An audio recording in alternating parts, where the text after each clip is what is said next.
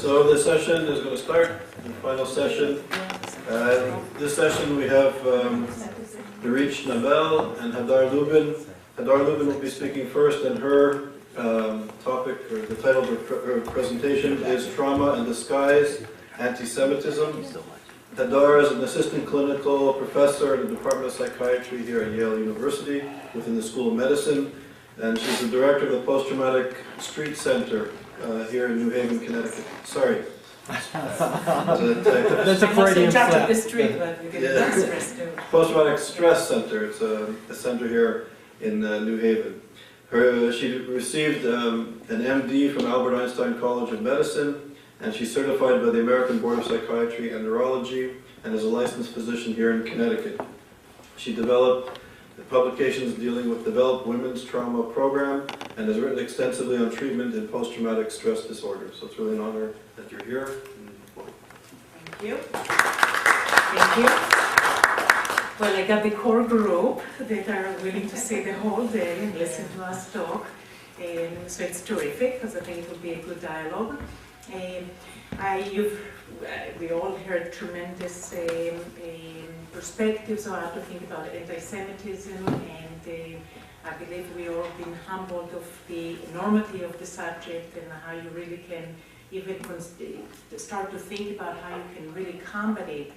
What I would like to introduce today, granted the topic of the conference today, to take a psychological construct to have an understanding really in how anti-Semitism really plays out when it is targeting the individual or even the larger group. And I would like to borrow the trauma construct to offer that as a model to understand really how anti-Semitism affects the person, and therefore, as we have that particular perspective, to maybe start thinking about ways to attend to the consequences of anti-Semitism as it plays out within the individual, and maybe even collectively, if you will. Maybe even to kind of acknowledge that it would be nice we can eradicate trauma in the world. We know we can't, given all many perspectives that we heard. However, if you have a better understanding of how trauma plays out, you can start think of the small ways, and in due time, maybe larger ways, to really affect how it is affecting our milieu, our society at large.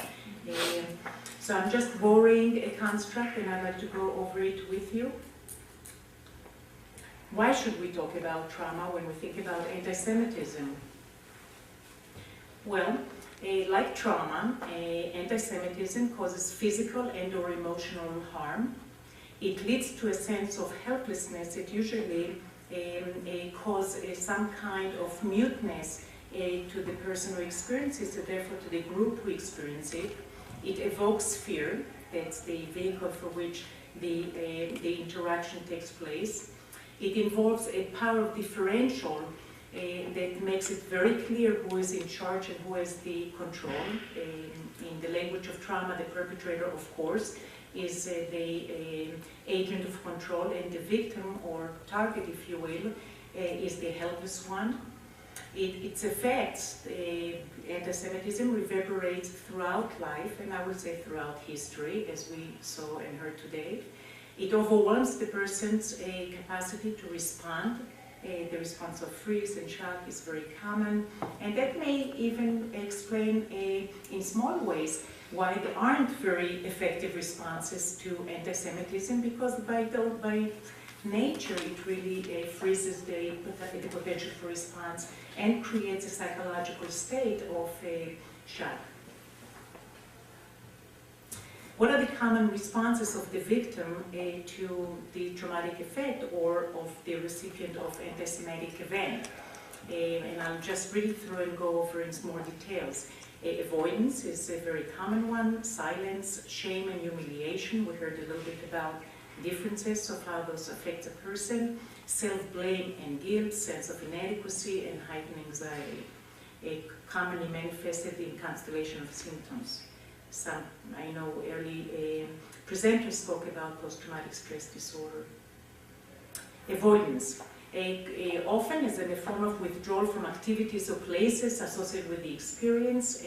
We heard quite commonly growing up in Israel that Holocaust survivors said, "I'll never go back to Germany." There can be something as clear as that, or avoidance that is very subtle, however has an enormous effect on the persons in terms of the capacity to mobilize both their personal aspirations, careers, and travel because of the effect of anti-Semitism. Avoidance of people or social settings associated with the experience. A therefore increased sense of isolation or insulation, which supports the notion that the group becomes very insulated and more easily targeted as a result, and it denies quite often the experience of distress, so there will be a minimalization of the effect.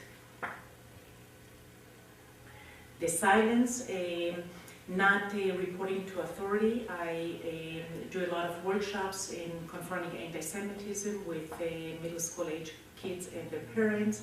And quite often you hear that the events occur, but there will be no report to the authority, the local authority and the larger authority, and not communicating the event to friends or family, and minimizing the effects of the experience. Oh, it was just words.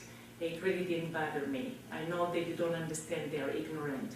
And hide the Jewish identity. Quite often people will say, you know, I will never go with the Star of David in certain places, I'll put it under my shirt, or you'll not even admit that you're Jewish in certain circles because of that.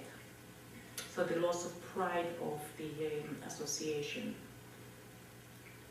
Shame and humiliation, attributing the experience to oneself rather than to the one who delivers it, namely the perpetrator.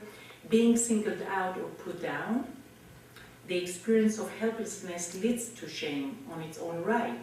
There is a sense that I was not in charge of what happened, I feel weak as a result of it. Feeling bad about being Jewish. So the eroding in the sense of pride of the origin or the ethnic origin. Some anti-Semitic experiences are humiliating. The actual event itself can be humiliating. Being self-shame and self-blame and guilt. Being self-critical of the way you responded. As I said before, quite often the initial response is of freeze, of shock, so it is not going to be well articulated and thought through. And it is being misattributed as a failure to respond well. There's an attempt to find control in an out-of-control situation. So it's not possible, and it leads to a sense of guilt, or even more so, I called for it. There is something that I did, not only that other blame the victims, in fact, the victim himself or herself will blame themselves. I shouldn't have done that, I shouldn't have shown my yarmulke, I shouldn't have didn't talk about my connection to Israel or whatever that be.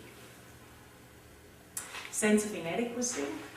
The actual anti-Semitic experience make you feel inadequate.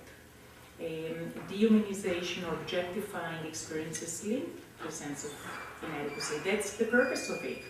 Not only we heard earlier that actually objectifying a person facilitate the capacity of violence and hatred, it actually also makes the person feel inadequate and deserving of that kind of response.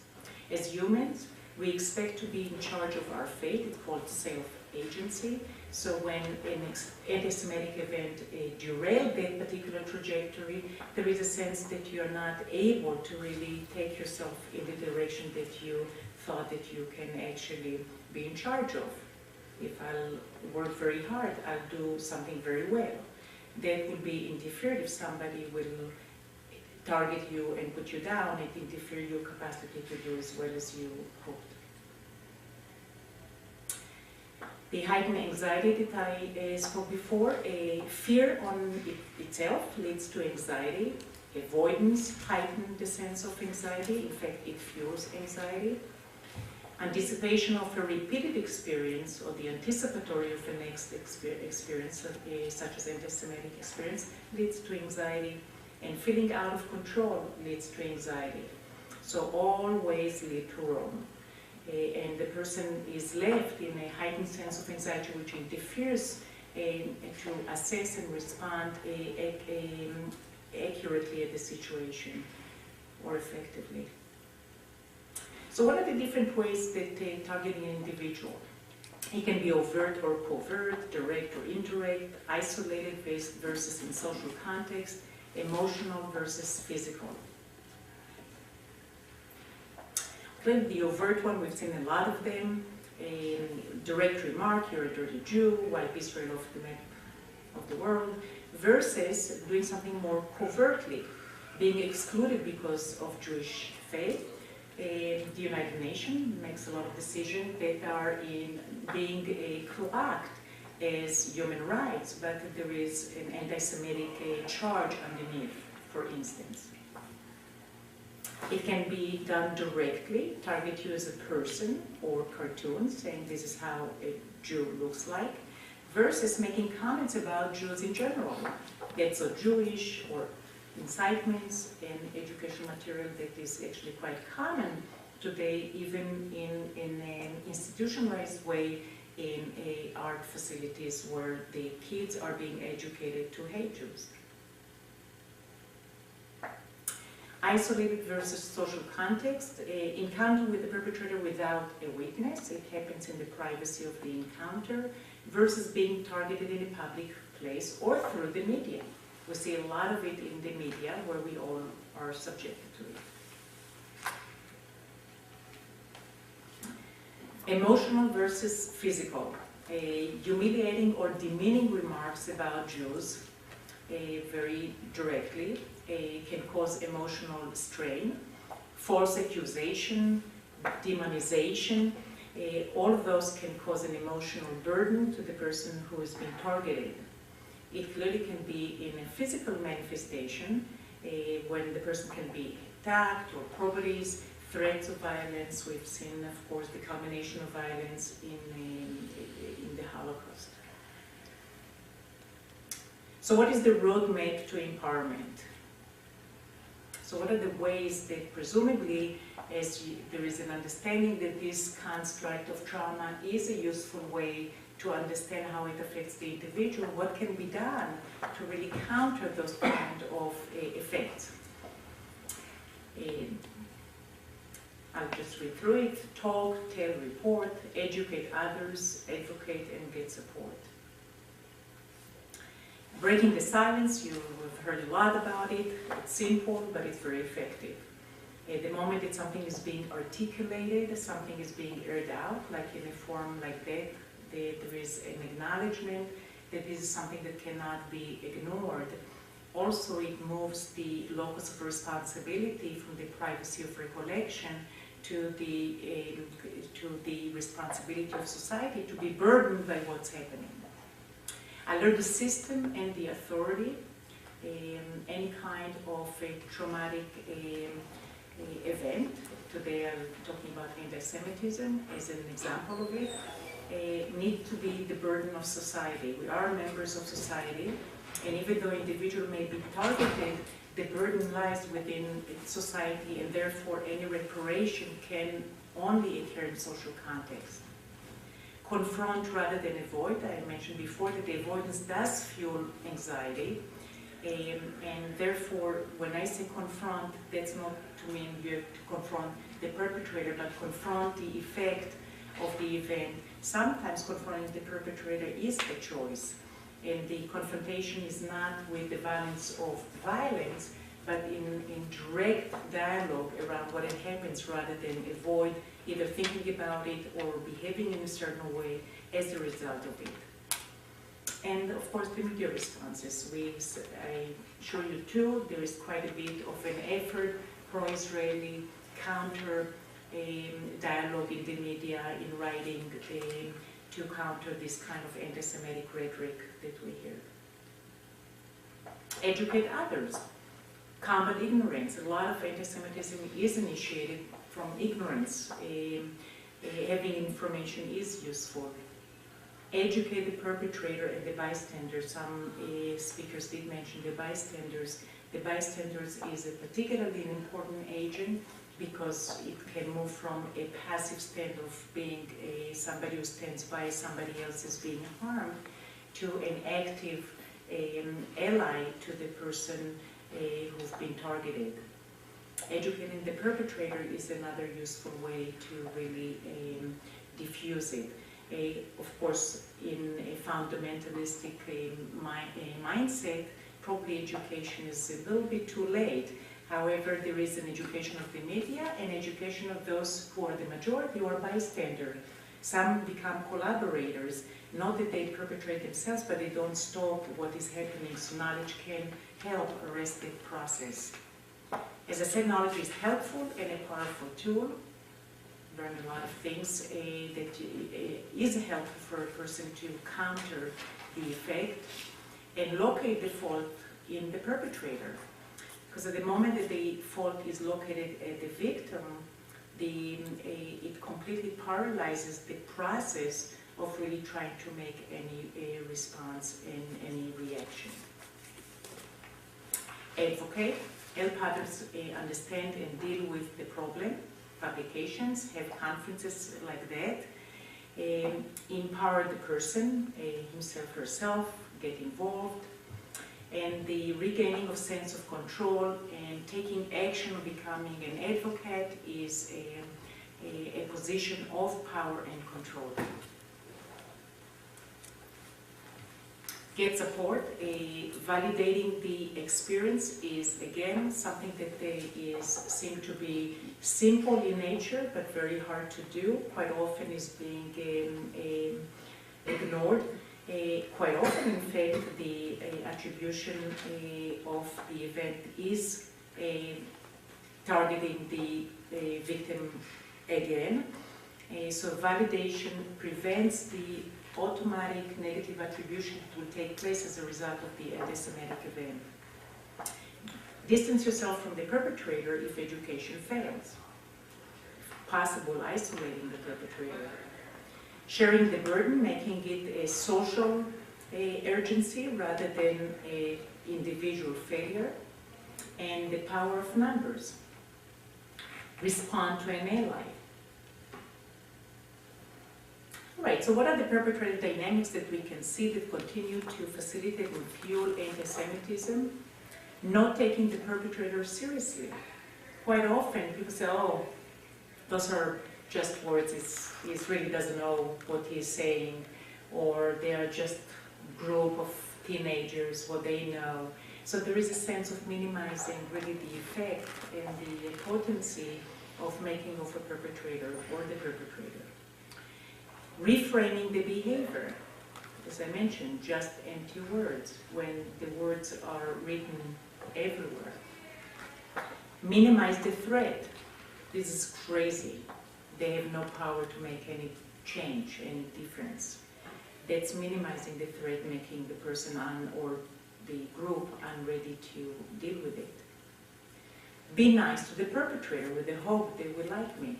And maybe that would be somewhat provocative, but that's something that I think is quite common, and particularly in a group of in liberal thinking, is that there is an identification with the poor Palestinians, and if we will only be nice to them, then they will understand that we are humans, that we actually are good Jews. We are not as bad as they're depicting us, and therefore you will affect the outcome of it. That does not work usually. Blaming the victim, of course, it's easier to blame the victim, and the reason why, because the perpetrator is holding the power and usually is frightening, and if you to choose in what side to be, you want to be the side of the power, not the side of the powerless. And that's human nature, and that happens passively or actively. And as I said, ignoring the writing on the wall. So it is very clear that there is a threat, but it's being ignored. Okay, so what are the challenges as we are to encounter or try to combat anti-Semitism? The common one is fear of retribution. That if we will take a stand, we will be targeted as well. Quite often you'll talk to bystanders and they will say, yeah, I knew it was wrong and I wish I could help, but I can be targeted as well. That could be true for the group as well. A lack of support, again, isolating and insulating the victim cuts them also off from support. The microaggression, oh, we are overreacting to it, those are just, you know, jokes. I mean, it's just, everybody uses that, so Jewish, it's just a joke or jab or whatever you. And of course, microaggressions in words can accumulate and build up and become macroaggressions, and they take a form of action. The notion of cycle of violence. Quite often the perpetrator is being viewed as, and appropriately so, quite often the perpetrator is a victim as well. But what about the accountability? Yes, indeed, sometimes the perpetrators are victims historically as well, and that may even fuel their wish to be in power, but the notion of accountability should stand outside of the vicious cycle of perpetration and violence. And I would like to propose also the identification with the aggressor, with the perpetrator, is very common fuel for anti-Israeli rhetoric. Quite often even Israelis are being viewed as, they are, like a former presenters mentioned, is that they are as well, are like the Nazis, they are the one in power, they are the one who are the aggressors. And they often that will generate anti-Israeli rhetoric, as I said before. I do want to mention the Anti-Defamation League as I'm a member or a trainer in the Anti-Defamation League, just as a good access for resources, and also the program of confronting anti-Semitism has been very effective in the state of Connecticut, in particular to really address that from a very early age. And I'm going to stop here with Tutani.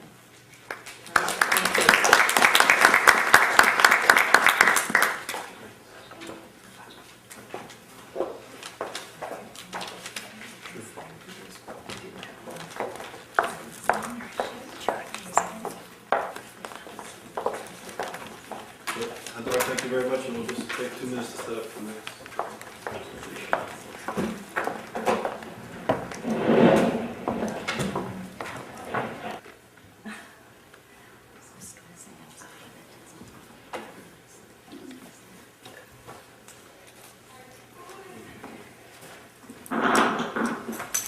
Okay, so now Narit Schnabel is going to speak about, the title of her presentation is called Mixed Emotional Needs. Computers,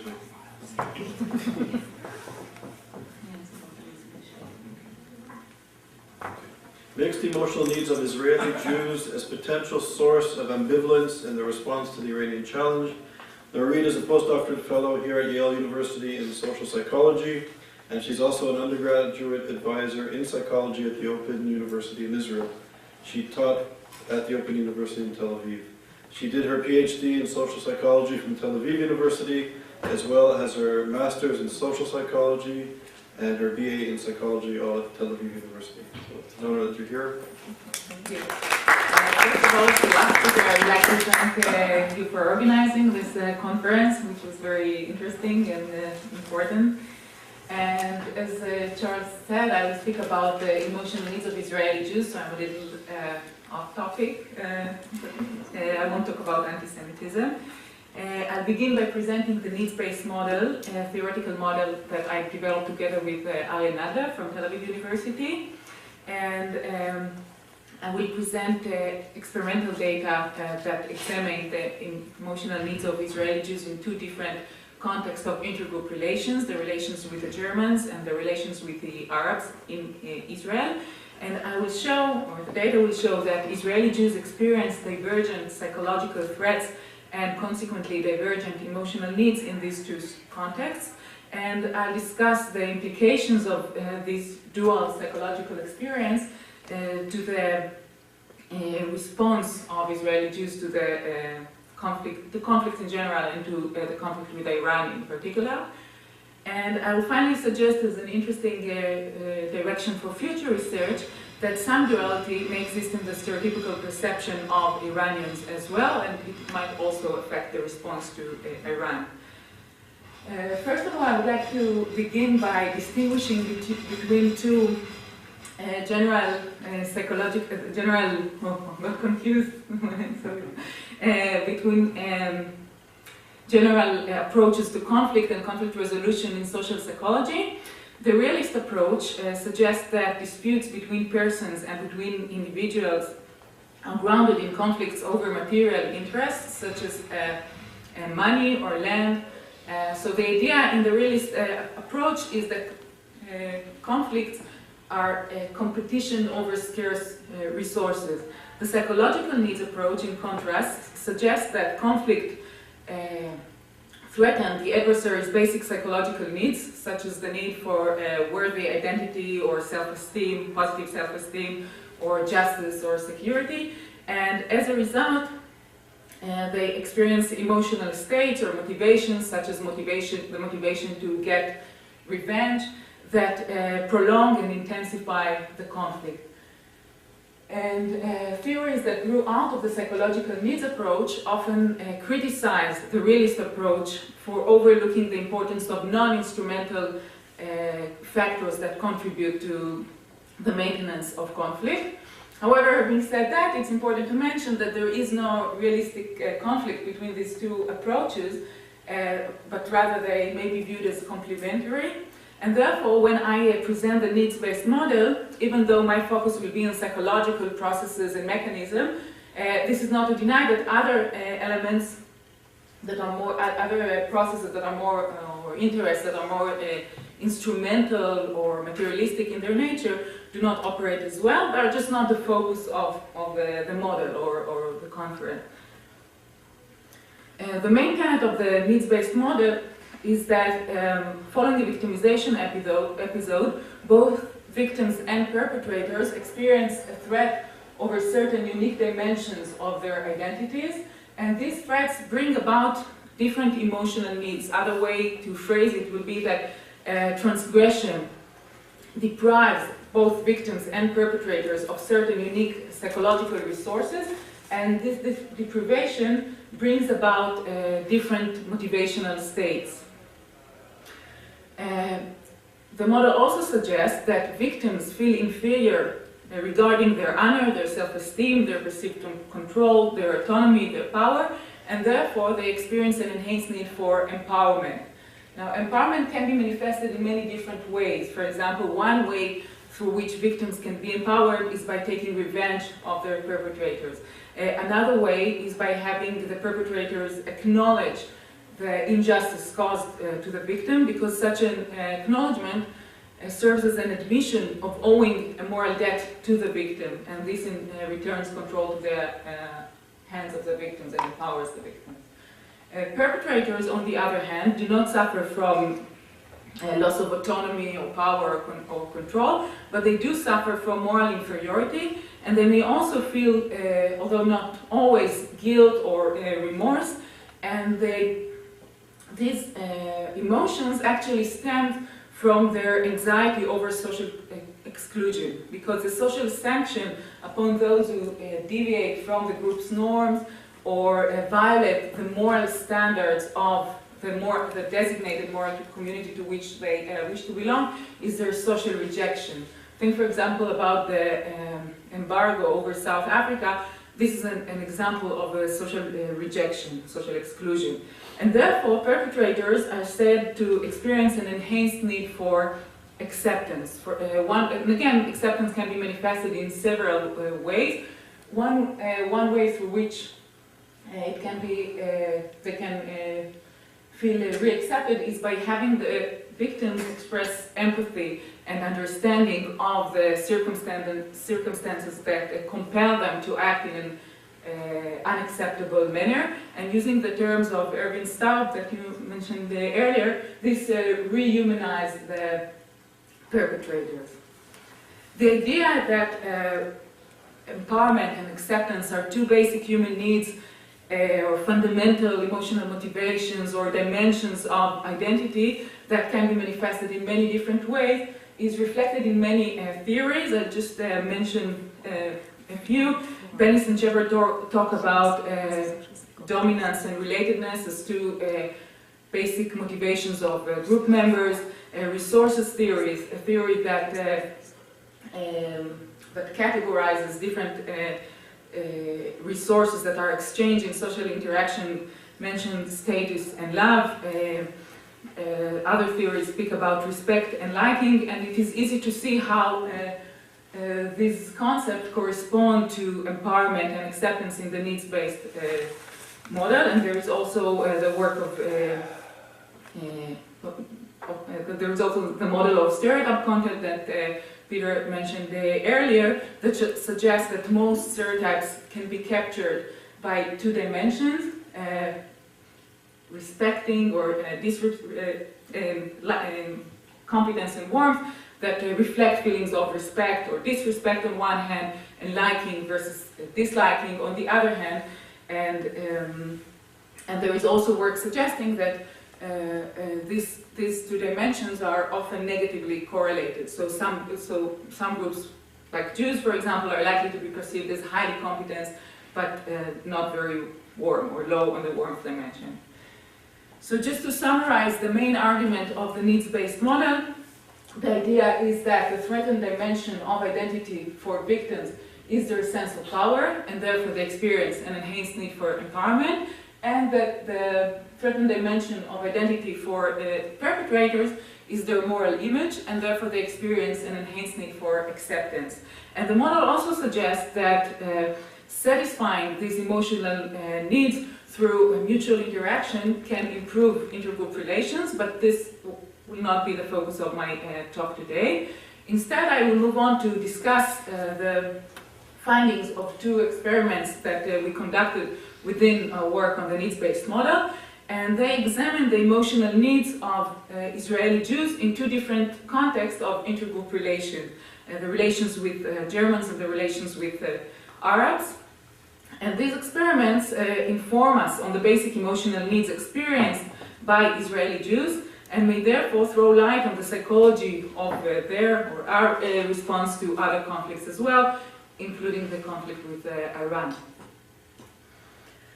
The first study focused on the relations between Jews and Germans. We had Israeli Jews and Germans as participants, and each participant was exposed to two speeches allegedly held by an outgroup representative. So Jews were exposed to messages conveyed by German representatives, and Germans were exposed to messages, speeches held by a Jewish representative.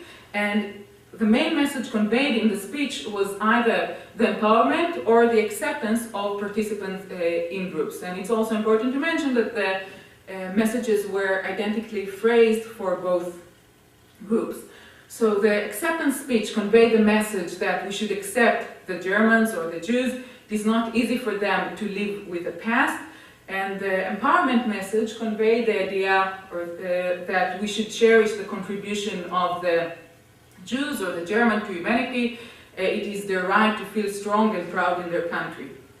Our dependent measures were a moral image and sense of power that were measured prior to the exposure to the speeches, and following the speeches we measured the perceived positivity of the messages. For example, we asked participants which message they preferred, and positive outgroup orientation. For example, we asked them, how does this message make you perceive the outgroup? And the results showed that in the context of the Second World War and the Holocaust, Germans suffered from a threat to their moral image. Their moral image was lower than that of Jews, and Jews suffered from a threat to their sense of power. And furthermore, Jews perceived the message of empowerment as more positive and had a more positive outgroup orientation following it, because this message satisfied their need for empowerment in this context. In contrast, Germans perceived the message of acceptance as more positive, and they had a more positive outgroup orientation following it, because the message of acceptance satisfied their need. The second study used exactly the same experimental paradigm, the same procedure, design, dependent measures, but this time in a different context, in the context of, in the general context of the relations between Arabs and Jews in Israel, and specifically in the context of the Kfar Qasim massacre. And in this massacre, 43 Arab civilians were killed by the Israeli border patrol, by the Israeli Jewish border patrol. And so Jews were in the social role of perpetrators and Arabs were in the social role of victims. And again, each participant was exposed to two types of messages. The message of acceptance conveyed the idea that we should accept our brothers, the Jews or the Arabs. It is not easy for them to deal with their emotions following the massacre. Whereas the message of empowerment conveyed the idea that we should acknowledge the right of Jews or of Arabs to live in respect and to feel strong and proud in their homeland. And the results showed that in the context of the Kfar Qasim massacre, Jews suffered from a threat to their moral image. They had a lower moral image than Arabs, and Arabs suffered from a lower sense of power than Jews. Furthermore, in this context, Jews perceived the message of acceptance as more positive and had a more positive outlook orientation following it, and Arabs perceived the message of empowerment as more positive and had a more positive outlook orientation following it, because the message of acceptance in this context satisfied the emotional needs of Jews, and the message of empowerment satisfied the emotional needs of Arabs. So, taken together, these studies show that Israeli Jews experience different or conflicting, opposing emotional needs in different contexts. In the context of their relations with Jews, they suffer from a threat to their sense of power and experience an enhanced need for empowerment. And in the context of their relations with the Arabs, they suffer from a lower moral image, or from a threat to their moral image, and experience an enhanced need for acceptance. However, it can be claimed that this is not something unique about Israeli Jews. It is possible that members of many different groups experience different emotional needs in different contexts. For example, it is possible that members of some European countries experience a threat to their moral image when discussing the colonialist period and a threat to their sense of power when discussing the Second World War. And nevertheless, the two contexts that we used in our experiments, you can almost say that they define the Israeli Jewish identity. They are central to the Israeli Jewish identity, and therefore they are likely to be particularly emotionally charged among Israeli Jews compared to members of other groups. The Holocaust, the context of the Holocaust, which threatened the very right and ability of Jews to exist, is considered a major group trauma, and the context of the Israeli-Jewish conflict, which was defined by Batal as an intractable conflict, is prolonged, is violent, and it affects almost every aspect in the lives of the involved parties. And both conflicts, as I said, almost define the Israeli-Jewish identity and are reflected in language, in images, in myths, in collective memory. So therefore, they are likely to be particularly pronounced. The experience of these opposing needs is likely to be particularly pronounced among Israeli Jews. And further magnifying the experience of this emotional duality is the fact that while the context that we used in our second experiment, the Kfar Qasim massacre, is clear-cut in terms of the identity of victims and perpetrators, it is very clear that in that context Arabs were the victims and Jews were the perpetrators. The general context of the Jewish-Arab relations is not so clear-cut. On the contrary, what Nu and others suggested, it is characterized by a competitive victimhood, where both Israelis and Palestinians or Arabs often claim to be the real victims of the conflict. And consequently, Israeli Jews experience divergent emotional needs even within the context of Jewish-Arab conflict. So even when relating to that context, they are likely to experience divergent and different emotional needs. And to illustrate this, I see. Oh, okay. Just stop. I'll explain. Sure. She was put to the hospital, more dead than alive, with no chance of saving her. She has gone through 5 operations. And at the moment, her left leg is paralyzed with 2 of the nerves. Her pelvis was broken. It's not been reset. Both legs were broken. Teeth were knocked out. But walk, I can't go out. Can't go out with my friends like I used to. I'm very limited because I need everyone's help to do things. I can't go to the bathroom by myself. That's it's fair.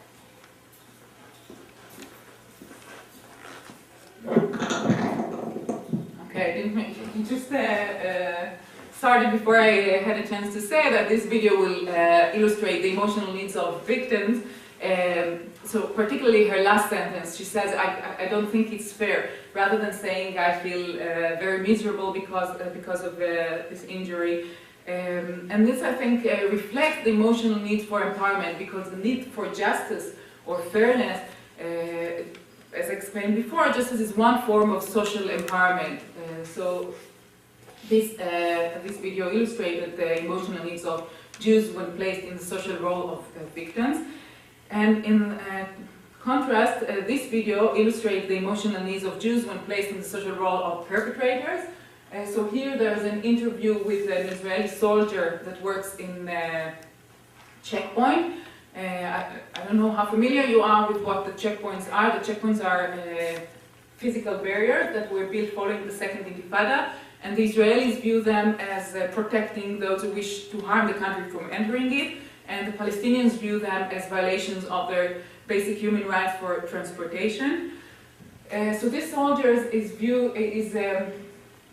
her job is to check the documents of the Palestinians that approach the checkpoint and decide whether or not they can pass. And she discussed the way in which she is viewed by the Palestinians.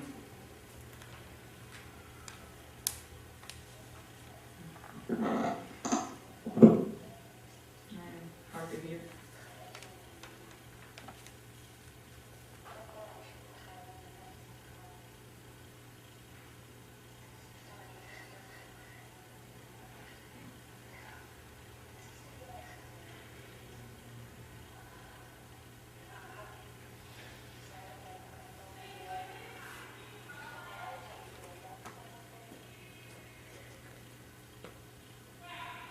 Okay, I don't know if you managed to hear, but again, the last sentence that she said exemplified the emotional needs of perpetrators.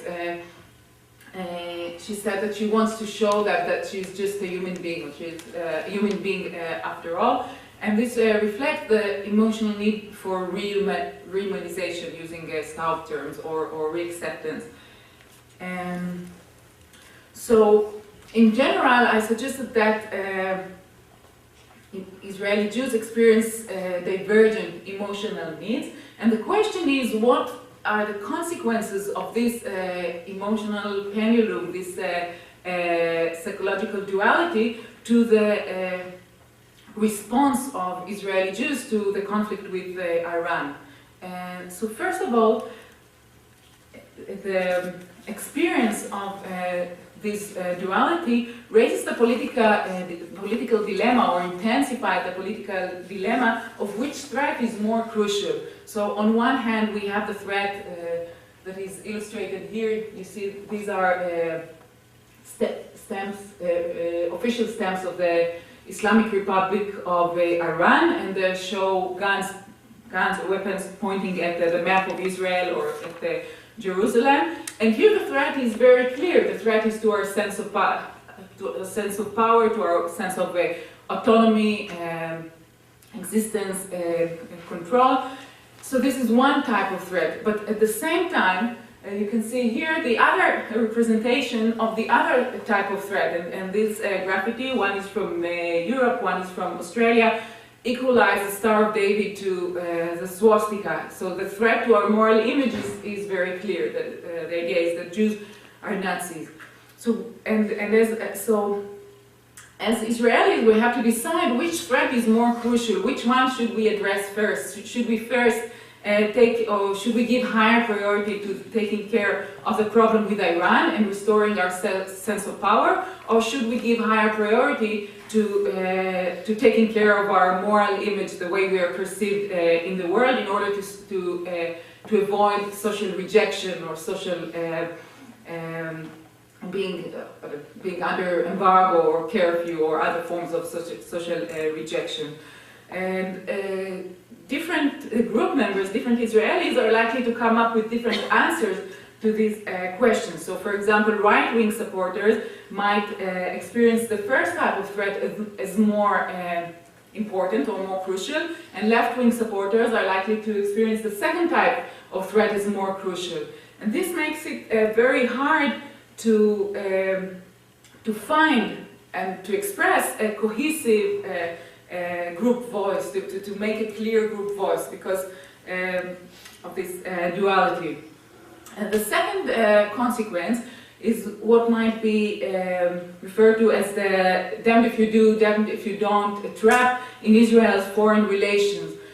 Each form of response to these threats is likely to satisfy one need at the expense of the other. So if we take care of the threat on our sense of power, we're likely to experience an intensified threat to our moral image. But on the other hand, if we decide not to refrain from attacking Iran and then to respond to the threat on our moral image, to avoid threatening our moral image, then we are likely to experience the threat to our sense of power more intensively. So there is an inherent trap regarding Israel's response. Another consequence is based on the theory of ambivalence amplification, and this theory suggests that when we encounter an ambivalent situation, a situation that evolves, that gives rise to different needs or psychological elements within us, our final response will be amplified because the energy from one psychological element will be drawn to the other element. And I think in Freudian terms it is called a reactive cathexis or reactive displacement of cathexis. Right? But the idea for social psychologists is that the response is amplified. So for example, there are experiments showing that when we face a person that belongs to a stigmatized group, for example, a disabled person or a minority group member, we feel on one hand aversion and on the other hand sympathy. So we have an ambivalent response. And our final response, whether it's positive or negative, is particularly amplified compared to the same response, compared to an equivalent response to a member of non-stigmatized group. So that's the idea of this theory, and when applying it to the context of Israeli response to Iran or to intergroup conflicts in general, the opposing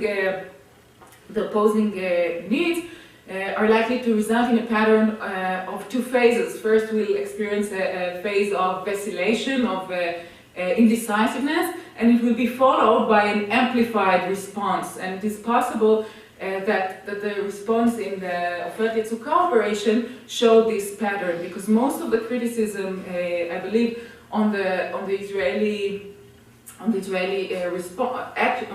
actions in this operation was not upon the right to respond to the attacks of the Hamas, but rather on the magnitude of this response. So it is possible that it is influenced by this psychological mechanism. And finally, as a future direction for research, I would like to suggest to take the same dimensions that I just used to analyze the needs of Israeli Jews, the emotional needs or dimensions of identity of Israeli Jews. So we can use the same dimensions to examine the stereotypical perceptions of Iranians by Israelis. And as I mentioned before, the dimensions of power and morality, or empowerment and acceptance, highly correspond to the sort of content model that Peter presented earlier. And this model suggests that when people meet others, they want to know what the other's goal will be vis-a-vis the self or in-group, and how effectively the other will pursue these goals. That is, perceivers want to know the other's intent, positive or negative, and capability. These characteristics correspond to perceptions of warmth and competence, respectively. And I also mentioned the work of Judd and colleagues that show that these dimensions are often negatively correlated. So, for example, the stereotypical perceptions of Germans will be as very competent, but not very warm, or not very moral. However, I would like to suggest that Iranians may be stereotypically perceived by Israeli Jews as low on both dimensions. So regarding the warmth dimensions, it's pretty straightforward. The negative intentions of Iran towards Israel were explicitly expressed. So this one is pretty clear. And based on the work of Edward Said and others, I would also like to suggest that they might be perceived as low on the competence dimension, because non-Western peoples and cultures in general, and Muslims in particular, are stereotypically perceived as inferior to the West. They're perceived as passive, as primitive, as culturally underdeveloped, culturally, technologically, economically underdeveloped. So in general, they might be perceived as low on the competence dimension, and this might lead to questioning their ability to pursue their negative goals, to doubting their ability to pursue their negative goals. So on one hand, yes, they have negative intentions, but on the other hand, because they might be low on the competence dimension, maybe we shouldn't take them too seriously. So this is another form of ambivalence or duality in the Israeli response to Iran. So to summarize my argument, I suggested that Israeli Jews who continually face threats to both their collective sense of power and their moral image have opposing emotional needs, resulting in experiencing a psychological duality, and there might be some duality in the stereotypical perceptions of Iran by Israeli Jews, and this results in an ambivalence that affects the response of Israeli Jews to the conflict with Iran.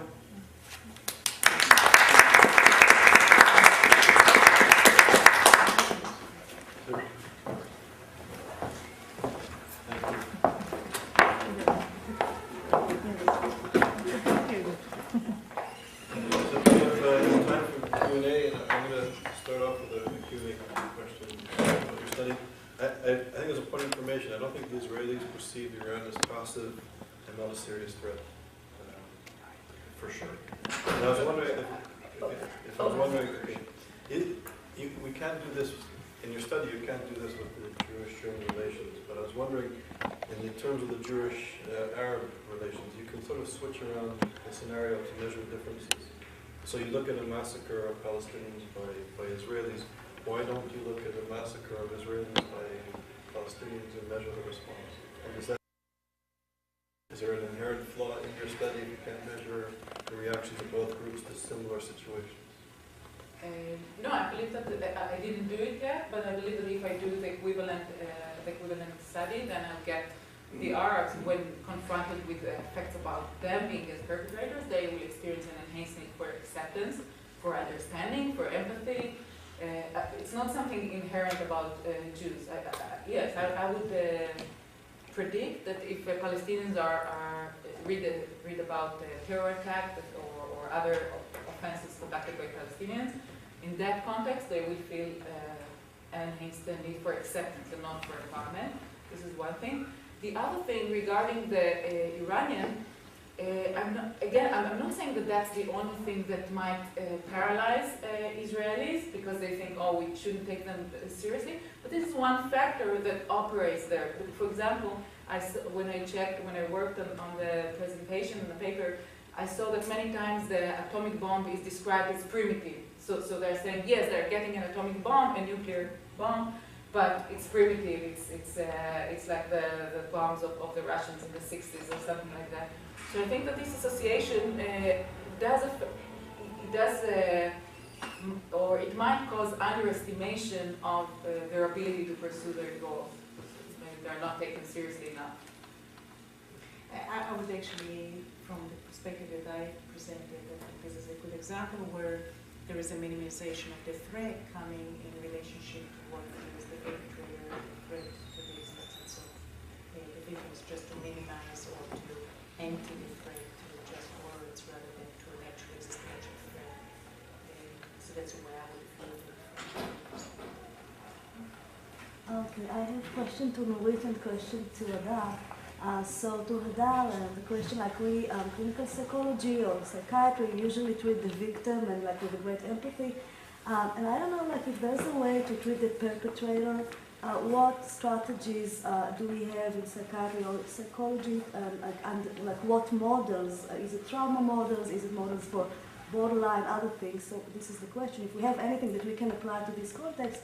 And question to Nurit, we talked today, we might talk about goals, and I would like to play together, like to put your dimensions or needs, like to look at it as like some kind of activated goals. And we talk about goals, like goals are activated, and then once they are, when they are satisfied, they are reduced. So in your model, it looks as if like the two needs are some kind of static. And my question is like, to what extent do you think that it's dynamic? Because we know that in social contexts are dynamic, and so not in terms like, it could be, the dynamics could be resulted by, you know, the response of the other side, or even by the person himself, like once he, you know, if someone experienced the need for empowerment and then he gets a feedback, so maybe this need is reduced and then another needs is increased. So I mean, I mean, the question is like if you can see, or if you think that there is a connection between the models of goals and models of emotional needs. And so that's it. Do you want me to answer first? I don't know, like you decide if you have like anything to say on it. Well, I think that I said before that it's in the context of what kind of perpetrator-victim dynamic are not useful in really paralyzing the effective response to say that most perpetrators are victims themselves, which I think it's true. However, in the context of your question, I'd like to answer it from the perspective that if you are treating a perpetrator who is also a victim, the treatment, the trauma model does help, because quite often the attempt to get to a position of power is stemming from the helplessness that inherent in the victim place, or alternatively, you have actually even more specifically trauma reenactment, where there is an identification with the perpetrator, where the victim chooses to take a position of power, become the perpetrator him or herself, and then be in a position that they can have some sense of control. So deciphering it from the context of understanding how the trauma affects the person would be useful in working with perpetrators.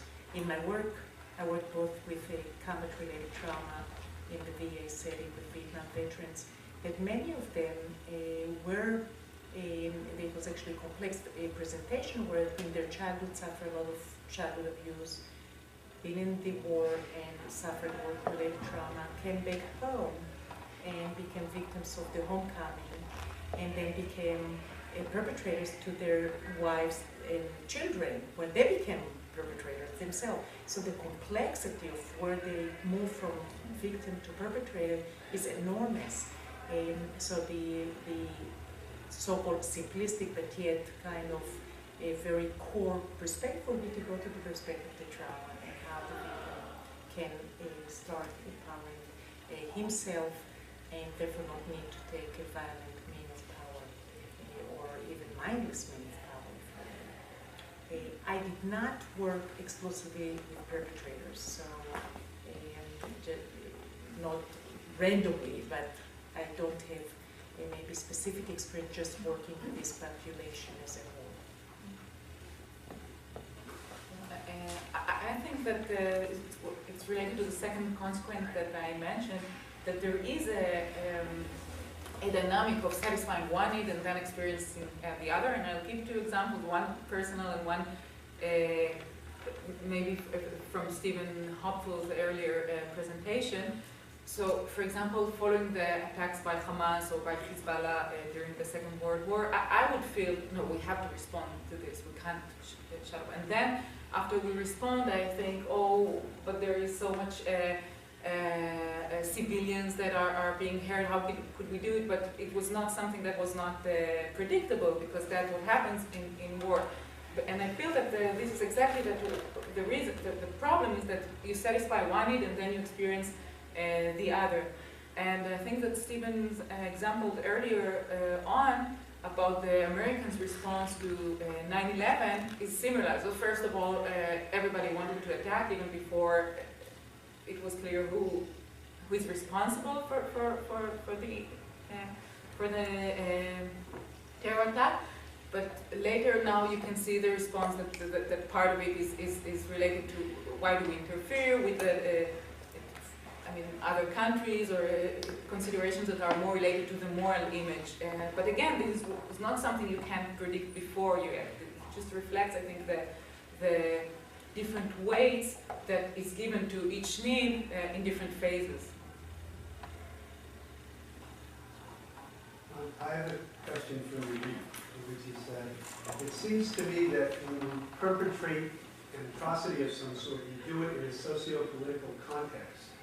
And that the existence of some needs that you find in a study done in Israel or in a Western democracy with Western values may be very different than the needs that you would find in, say, the Muslim world or in some non-Western society which may not share the same values, etc. First of all, one person's perpetration of an atrocity may not seem like perpetrating to somebody else, and it may be that Israelis are very sensitive to the bad things that they're forced to do. It may be that Americans would be the same way, but it may not be. Now, you have rather small effect sizes in your studies based on stimulation of a priming that occurs before it. It seems to me that you really can't say much of anything at all about what's going on psychologically outside of the context in which you did the research. And I was wondering what you would say about it. I have a couple of things to say. First of all, I didn't get into it because I didn't want it to be too much in detail, but our idea is, sometimes I use the term morality, but our idea is not about sense of morality, inner sense of morality, but rather about moral image. Because I think that the threat to perpetrator is the threat of social rejection.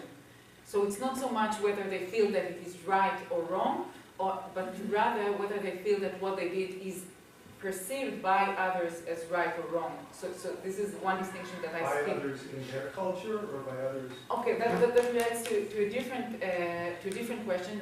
Who is so my answer usually is significant others, but then the question is what significant others might mean, and that's another question. And also you mentioned the effect size are very small, and it's true. I think that beyond the situational placement of being in one social role or another, there are, because I did everything in the Western culture, I related to it as a personality variables, that maybe some people in general have a general tendency to experience the need for empowerment as stronger, and others may feel the need for acceptance as stronger. But of course, in the same sense, there might be cultural differences, and I didn't check them. It's true. I mean, an example of that might be, say, honor killings. If you were to look at killings of daughters or sisters who have been felt to disgrace the family. I mean, there the social context would be everything, even in terms of whether you experienced yourself as the perpetrator or the victim.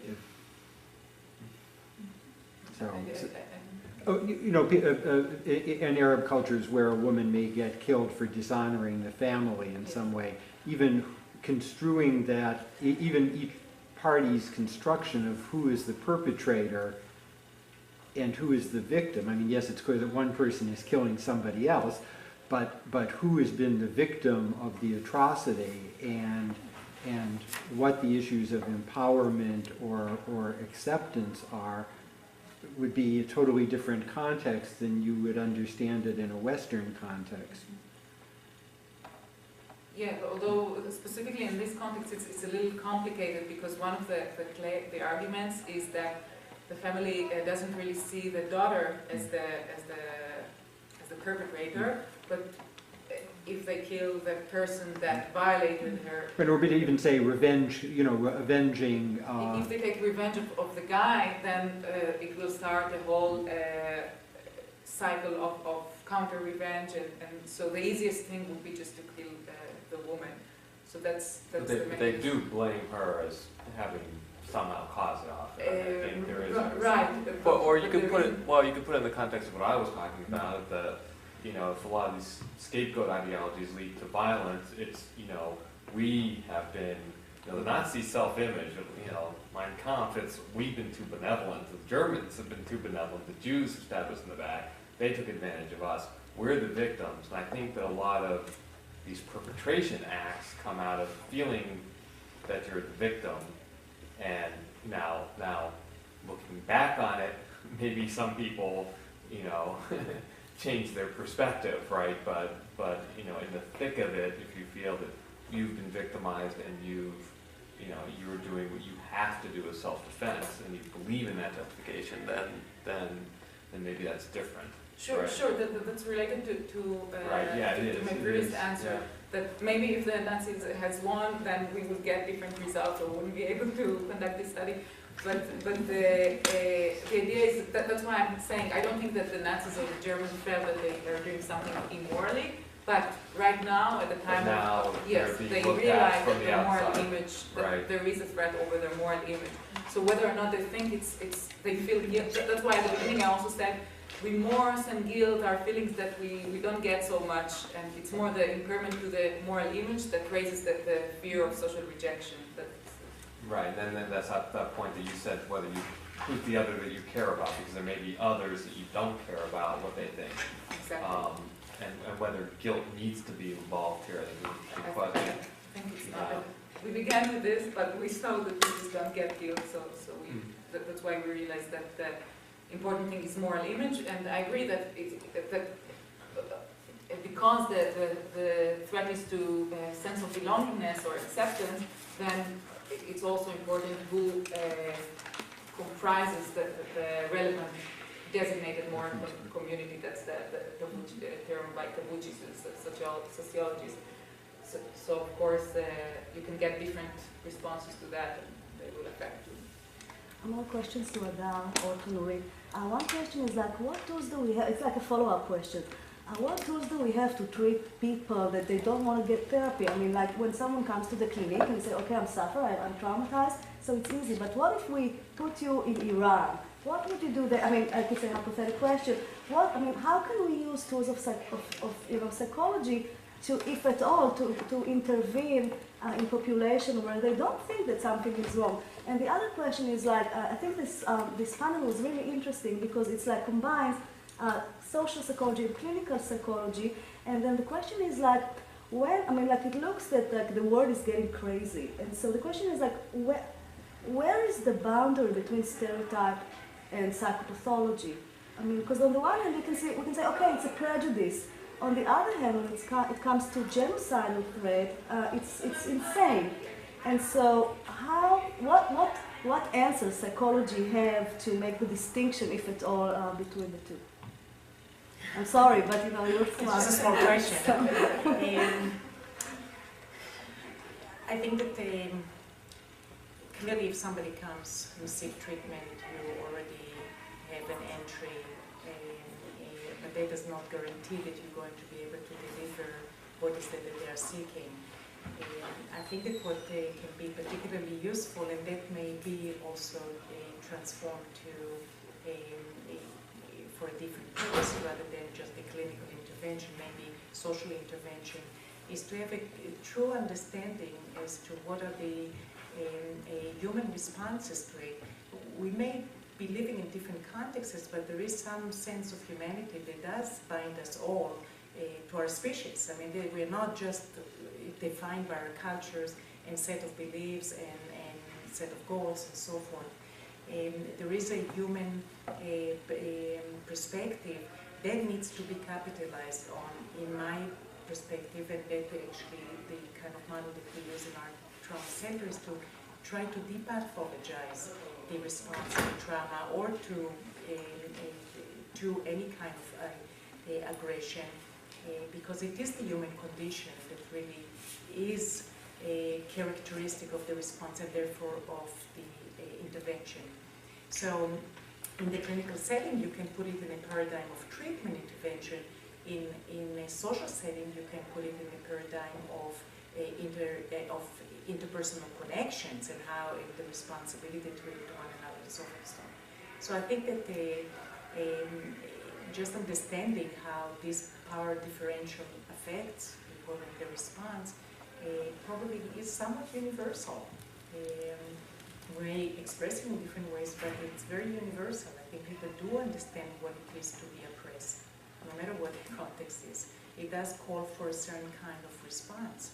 And I think if you can bring it out, that is the beginning, because any healing, you know, in the therapy session or in social setting, needs to be in the context of society. It cannot be in isolation.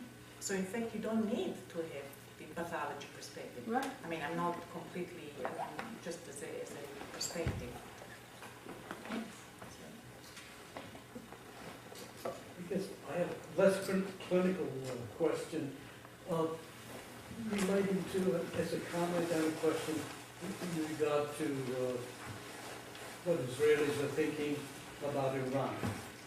I guess the comment, I just want to broaden the Israelis look at Iran.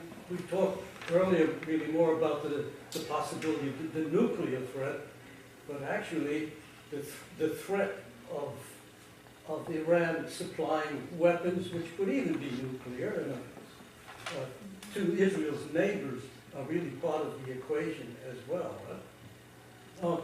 I guess the question I had with that as a background, how do you feel about this last election from the point of view of knowing what is the psychology of Israelis? It was interesting, the rightist parties, you know, not most of the votes, but the two major parties were very close, only one vote between them. So is that suggesting kind of the split of attitudes in regard to Iran?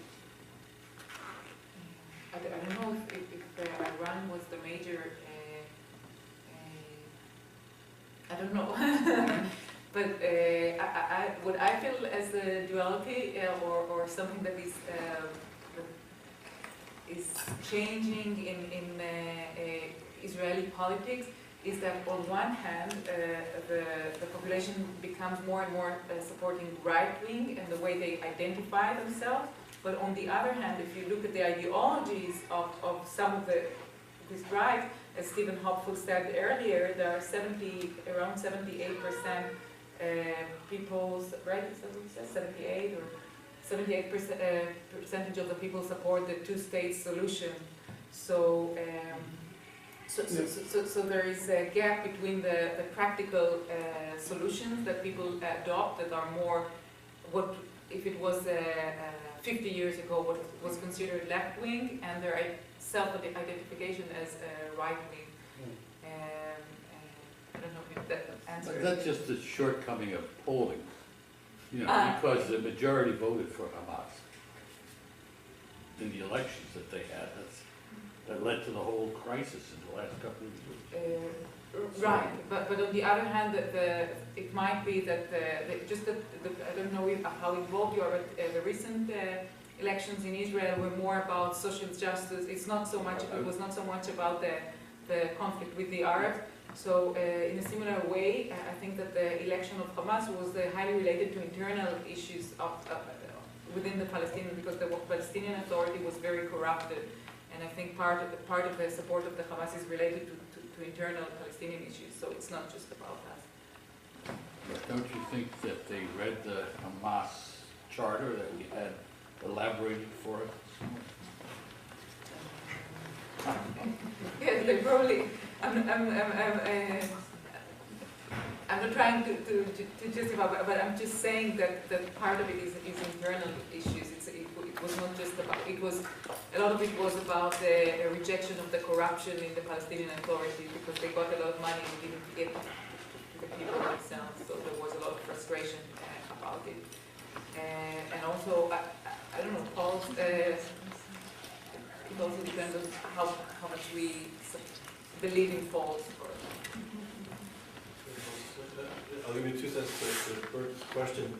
I think the fact that Netanyahu reached out to Barak, even though the Labour Party suffered losses in the election, sends a very clear signal to Tehran that this is the type of government that needs to be in place to deal with the Iranian threat. So he didn't reach out to other parties that were probably more appropriate for an effective coalition. So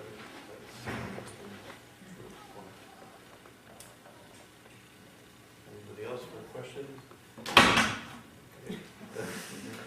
I actually didn't have a question about this panel, but as we're closing up and I'm sort of going back to the beginning theme. Okay, so you know what, so I'm going to stop there, and I think we're going to start have a roundtable discussion. Oh. But I thought maybe we'll just take a 5-minute break, there's still drinks in the back, and if there's no other questions, and then we can have a roundtable discussion starting in 5 minutes. So is something anything else? Okay. Thank you, Larry. Thank you. Delve into issues of anti-Semitism with a focus on psychology, social psychology, psychiatry.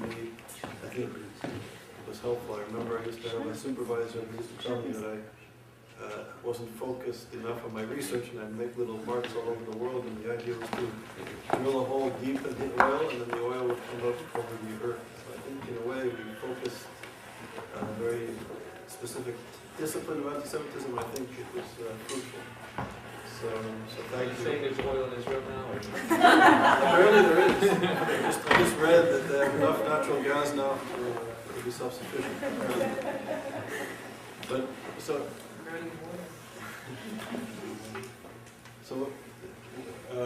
anybody like to comment on the day and some of the issues that were raised and ideas for research, thoughts, concerns? This is more emotive than rational, so forgive me. But you know, thinking through the whole day, and again being at Columbia and struggling with this idea of the Columbia faculty, some of which are, you know, I think pro-Israel but silent. Some of the faculty are very anti-Israel, both Jews and non-Jews, and things like that. And it occurs to me that in terms of some of the silence, the feeling I had through a bunch of the speeches were that where we are as Jews in terms of this movement of civil rights and increasing tolerance is that we're gays were in the 1950s. You know, it's kind of like half of us, some of us are out of the closet, and the other half feel like, no, it's really bad to be a Jew. You know, there's a sense of that. And I was trying to find an analogy of where we are in terms of civil rights movement, and that's the way, I don't know how anyone can relate to this or it just sounds crazy, but that's where it was. That's a really nice thing to throw out there after they chew through that. Yeah. In terms of the struggle of, you know what I mean, in terms of struggle of, and I like this thing about, you know, report incidents, this that the ADL was doing with Hadar, you know, report these incidents, you know, stand up for these things and do that. But it did sound like something like, do we have to learn this now? It's so funny that we have to learn this now, you know, and yet we seem to have to relearn those principles, you know, of coming out of this closet. And and it also reminded me, another emotive thing is that I have never done it, but for about a year now, I've had this fantasy of showing up to work wearing a yellow star which says Zionist on it.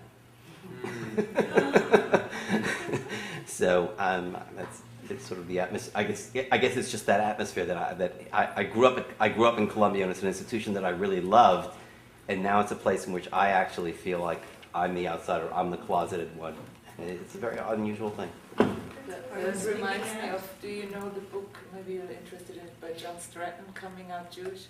He writes as an Australian academic. He wrote that, I think, in '98. He writes about all those issues, being in academia and surrounded by liberals. Nate, title again? Coming Out Jewish, Thank you. John Stratton. Thank you. It goes with your Vic Seidler wrote metaphor. something similar at Goldsmiths. Vic Seidler he became a professor at Goldsmiths College in social theory. His speech, his inaugural lecture, which was it's a very common thing at Goldsmiths College, was he came out as a Jew in his lecture. It was very moving and very troubling at the same time. Who's this show? Victor Seidler is a serious social theorist. I think for me, one of the solutions would be to have more data on it. I always feel better to speak about things when I have data. So, for example, I often feel that violations of human rights by Israel receive much more attention by the media and much more much more responses like demonstration than violations of human rights in other places. But if I had data showing that, just quantitative data, I would feel, because it's something, for example, I wanted to write in the chapter, but because I wanted to say, we experience the emotional needs as, we have a particularly emotionally charged response to this need, but also the world responds in a way that is very emotionally charged to everything we do, like the mirror of it, but I didn't have any data on it, so I don't know, maybe the reason I'm just not aware of it, but for me, one of the things to expose, of the ways to expose these biases is by just having research on it. So Charles, could you guys serve sort of as a resource of that, so people could sort of send in questions, say, here's what I need, you know what I mean? People could sort of send in things to you, because you have access to so many scholars. Here's what I need to understand in order to make this argument. I need this, you know, kind of a virtual discourse. Yeah, there's two things. I think there's a need for maybe a research, it would be very good. People are beginning to look at anti-Semitism on campus, but also maybe anti-Semitism among the academy, among scholars. And this feeling that you articulated, I'm sure you're not in isolation. It would be interesting for maybe a social psychologist to do actually a proper, high caliber, you know, study on the American academic scene in terms of these issues. And that we don't have the resources to support it, but we can support it intellectually. But the idea of YISA will be to become a documentation center and a resource that parliamentarians and scholars can access.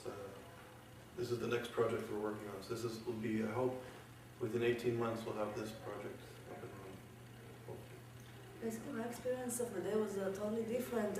Out of all the talks, it was very interesting. But I mean, like, to see that it's not only a problem of Jews. I mean, like we briefly talked about like why we no longer talk about anti-Semitism now, but like after the Holocaust it was very popular, and now maybe it's like we talk about it again.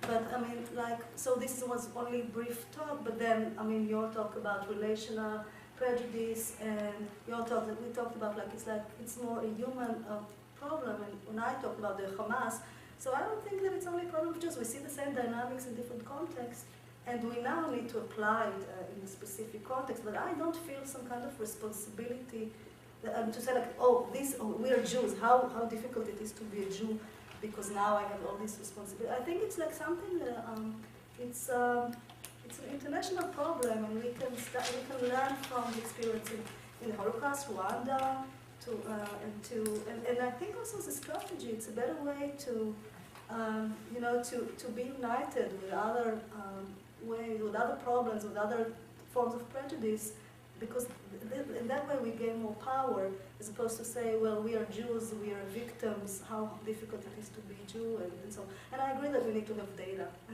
But Jews have been at the forefront of the civil rights movement for the last 30 years. I mean, that's where, you know what I mean, that's where I feel the sense of betrayal, right? I mean, Jews have been at the forefront of the civil rights movement. I myself, you know, was at civil rights demonstrations. I marched against the Klan in New Jersey, for God's sakes.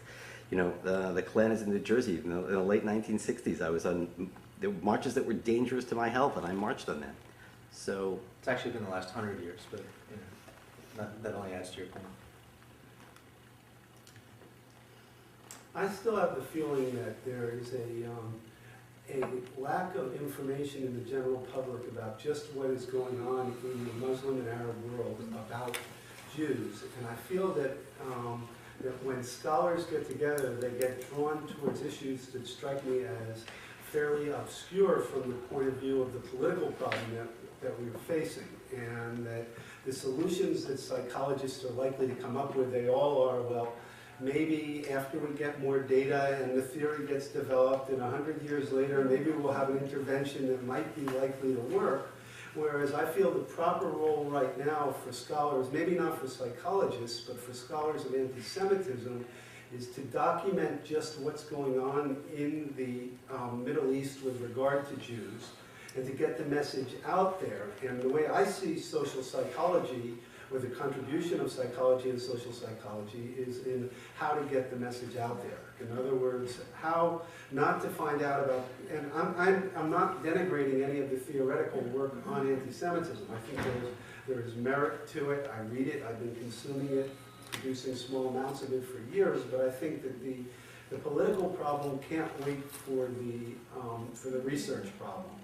And particularly if we look at the reward structures of the various disciplines, they don't reward the type of research that I'm talking about. They reward the type of research which ends up building theoretical models, and this is not just in social psychology or in psychology, but they don't, in history they reward focusing on a very, very small part of the problem from years ago.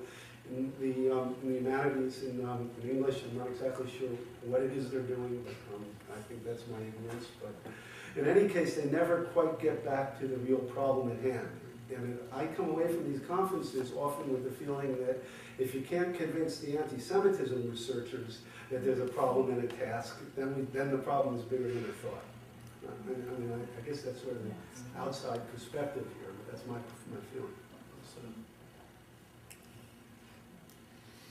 I just want to say, the scholar of the humanities, that they do actually work and try to figure out why things happen, just not from statistics, but from other tools. I'm willing to believe it. I just think it takes an awful lot of investment to catch up with it. Picking up on that point, how do you perceive the role of researchers and GISA, other groups of this type, relating to interacting with political leadership so that changes do occur, rather than doing research without moving it up into action? So, I think Henri Bernard Levy said it very well when he said that the role of an intellectual or a scholar is to shine light where there's darkness. And I hope, given the social and economic and political and cultural reality that we're living in at the moment, and the crisis and the emergency when it comes to issues of anti-Semitism and genocidal antisemitism in particular, vis-a-vis the social movement of radical Islam, not to be confused with Islam. I think it has to be a very powerful distinction, because actually I think Muslims are the biggest victims of this extraordinarily reactionary genocidal social movement. And the role I think we're playing is, in a way, to ring alarm bells, to tell the academy to wake up and to do serious high caliber research into this phenomenon, and to also meet with policymakers and to present high caliber research to policymakers, to leaders of NGOs, and to have an impact. And I think this is the responsibility and the moral obligation of scholars. And ethically speaking, if you have the time and resources to sit back and to read and to think, and you know of a problem, and you're in the ivory tower, it's worse than being ignorant. It's morally reprehensible. And I think that we as scholars have to engage students, faculty, and the public. Not as ideologues and not as politicians, but as high caliber scholars. I think that we also cannot just focus on students and educating students. Prejudice starts at age 2, by 3 and 4 it's set in a lot of ways. And so you have to try to educate parents, or parents to be, in terms of awareness. And whether it's just Jewish parents as a focus, it has to be much earlier than junior high school. Although it's very effective, but you go home and the prejudices are there at home. Yeah, it's been a challenge for the Anti-Defamation League, because we do now a lot of anti-bullying workshops, and the bullying started in pre-K. So we usually target the high schoolers. At that point, it's completely consolidated, and the harm is done, and so forth. So it's a challenge how to translate those kind of programs that usually are quite charged very early on. That's true, of course, for any kind of version of prejudice. But you can also showed anti-Semitism as the ultimate bullying and what it can lead to. You know, you start out by pushing somebody and then you punch somebody and then you call them all kinds of names. And that's just the basic essence. That's where it starts. And so it'd be nice to have some kind of a connection, even if it's an indirect connection. Nadia wants to say something just very quickly. I think YISA is really, to the scholars who are here, our policy is to be open and inclusive. So if anybody has any ideas for a project and can benefit from being sort of within the umbrella of YISA, people are very welcome.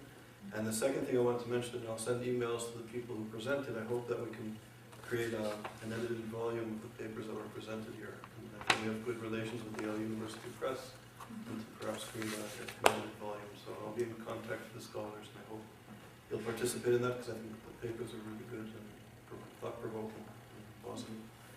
Yeah, I just wanted to react to that last idea, which is that I think that the educational programs which are geared towards children living in the United States are useful, and I see a very clear function for them. And I've seen kids who've encountered anti-Semitism and they need to know how to deal with it. But I think also I've seen that we have mandated Holocaust education and that I see students who've gone through it and don't even know they've been through it. And those programs have all sorts of issues. One thing is that they don't usually get to the people who need it the most.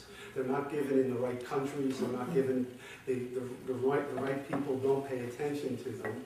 And even when they're done, they're often done by people who aren't that well trained in what they're doing, they teach the wrong lessons. So I don't have really high hopes for stopping the tide of global anti-Semitism through programs that address towards children, young, middle, or older in the U.S. I'd like to see college students and other people become active in getting at the real problem, which is the socialization for intense hatred, which is taking place in many Middle Eastern countries.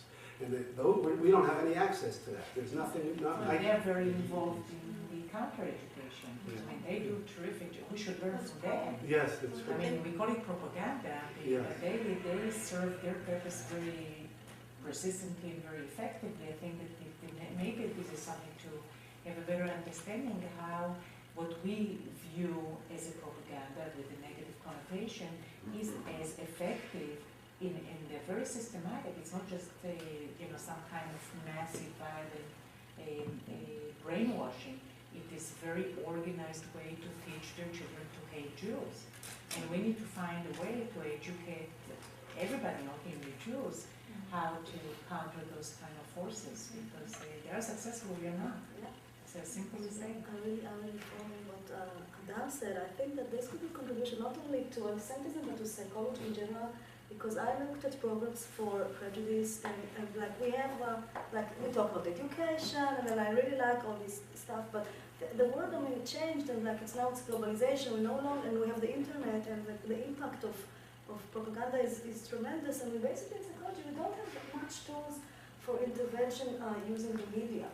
And so I think that this kind of project, it's a real challenge, and we have the notion of non-conscious goals, that it's like experimental notion, but this could be translated to intervention, and I really believe that it's efficient, and it's not done. I mean, the Muslims, they do it fantastically, and we have a lot to learn. And we think that by reasoning, education, I mean, but it's not work. It doesn't work like that. It's like automaticity, and we need to understand that and just to use the same strategy. And because like education is very slow, and we need to do something more immediate and like more, It was like Israel Jews had a positive reputation, I guess, after the Six-Day War, and then maybe since then it's just kind of been people that have kind of just let it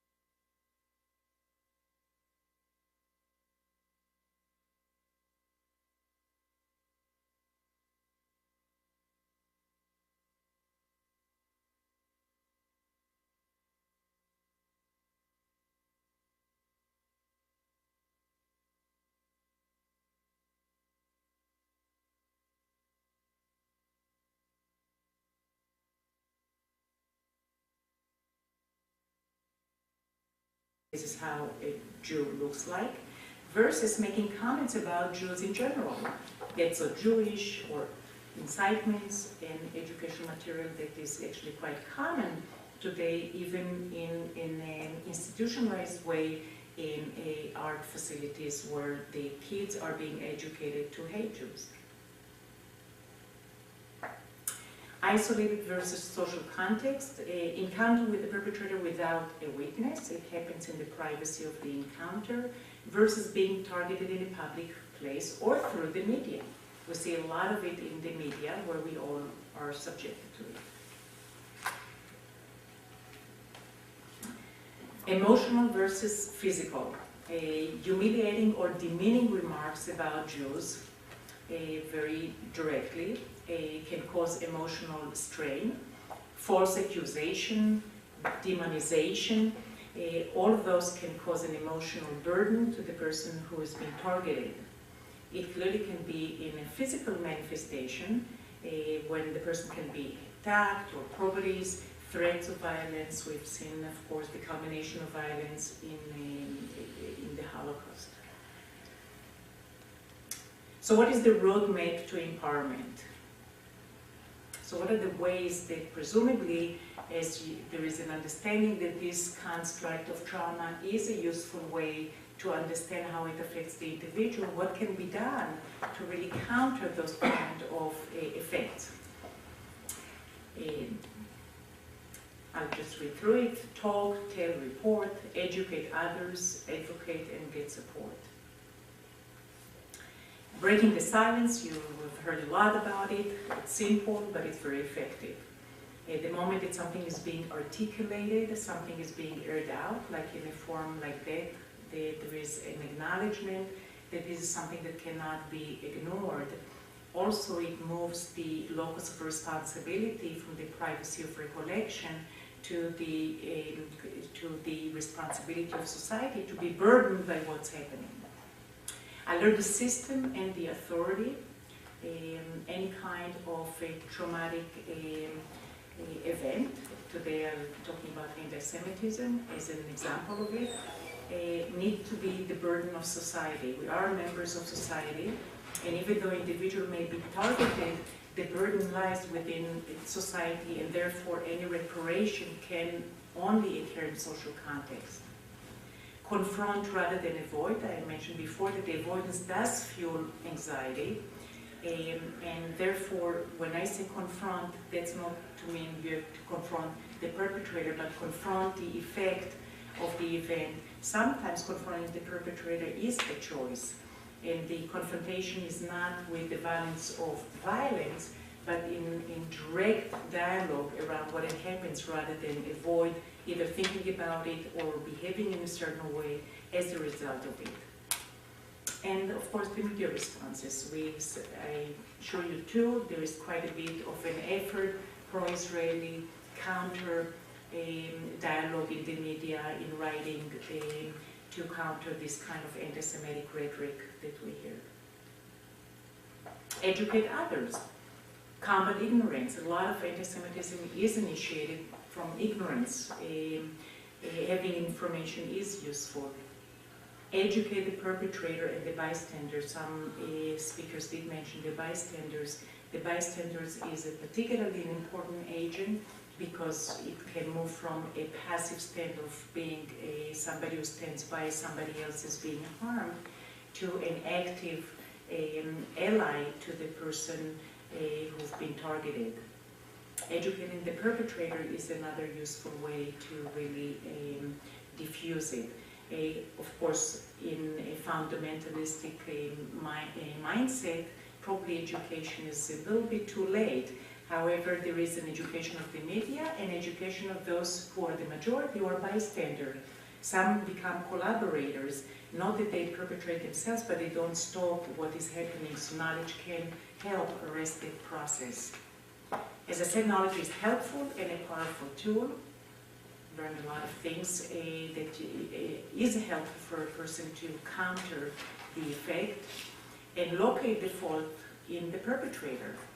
Because at the moment that the fault is located at the victim, it completely paralyzes the process of really trying to make any response and any reaction.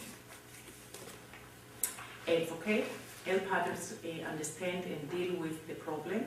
Publications, have conferences like that. Empower the person, himself, herself, get involved. And the regaining of sense of control and taking action or becoming an advocate is a position of power and control. Get support. Validating the experience is, again, something that seem to be simple in nature, but very hard to do. Quite often is being ignored. Quite often, in fact, the attribution of the event is targeting the victim again. So validation prevents the automatic negative attribution that will take place as a result of the anti-Semitic event. Distance yourself from the perpetrator if education fails. If possible, isolating the perpetrator. Sharing the burden, making it a social urgency rather than an individual failure. And the power of numbers. Respond to an ally. Right, so what are the perpetrator dynamics that we can see that continue to facilitate and fuel anti-Semitism? Not taking the perpetrator seriously.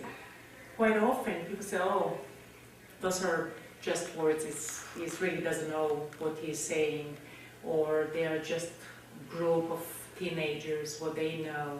So there is a sense of minimizing really the effect and the potency of making of a perpetrator or the perpetrator.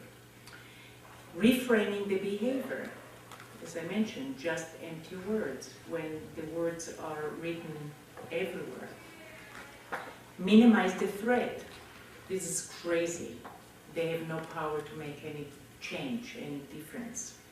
That's minimizing the threat, making the person or the group unready to deal with it. Putting in the sense of pride of the origin or the ethnic origin. Some anti-Semitic experiences are humiliating. The actual event itself can be humiliating. Being self-shame and self-blame and guilt, being self-critical of the way you responded. As I said before, quite often the initial response is of freeze, of shock, so it is not going to be well articulated and thought through. And it is being misattributed as a failure to respond well. There's an attempt to find control in an out-of-control situation. So it's not possible, and it leads to a sense of guilt, or even more so, I called for it. There is something that I did, not only that other blame the victims, in fact, the victim himself or herself will blame themselves. I shouldn't have done that, I shouldn't have shown my yarmulke, I shouldn't have didn't talk about my connection to Israel or whatever that be. Sense of inadequacy, the actual anti-Semitic experience make you feel inadequate. Dehumanization or objectifying experiences linked to a sense of inadequacy. That's the purpose of it. Not only we heard earlier that actually objectifying a person facilitate the capacity of violence and hatred, it actually also makes the person feel inadequate and deserving of that kind of response. As humans, we expect to be in charge of our fate. It's called self-agency. So when an anti-Semitic event derails that particular trajectory, there is a sense that you're not able to really take yourself in the direction that you thought that you can actually be in charge of. If I'll work very hard, I'll do something very well. That will be interfered if somebody will target you and put you down. It interferes your capacity to do as well as you hoped. The heightened anxiety that I spoke before, fear on itself leads to anxiety. Avoidance heightens the sense of anxiety. In fact, it fuels anxiety. Anticipation of a repeated experience or the anticipatory of the next experience, such as anti-Semitic experience, leads to anxiety. And feeling out of control leads to anxiety. So all ways lead to Rome. And the person is left in a heightened sense of anxiety which interferes to assess and respond accurately at the situation or effectively. So what are the different ways that targeting an individual? It can be overt or covert, direct or indirect, isolated versus in social context, emotional versus physical. The overt one, we've seen a lot of them. A direct remark, you're a dirty Jew, wipe Israel off the map of the world, versus doing something more covertly, being excluded because of Jewish faith. The United Nations makes a lot of decisions that are in being cloaked as human rights, but there is an anti-Semitic charge underneath, for instance. It can be done directly, target you as a person or cartoons, saying